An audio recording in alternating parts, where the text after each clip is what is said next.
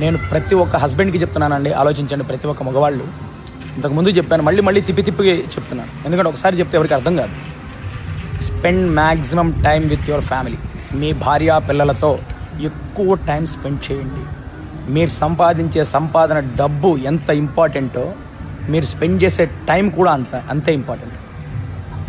మీరు స్పెండ్ చేసే టైం కూడా అంతే ఇంపార్టెంట్.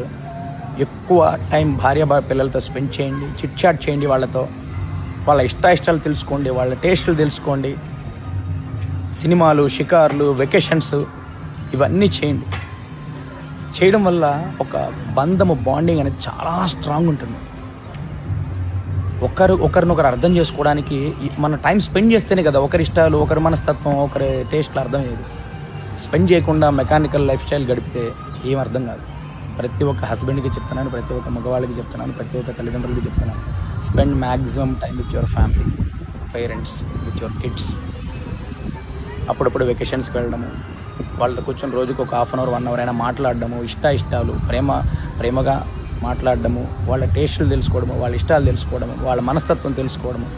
అప్పుడు బాండింగ్ అనేది చాలా స్ట్రాంగ్ ఉంటుంది. ఆలోచించండి, ప్రతి ఒక్కరికి తెలియజేయండి.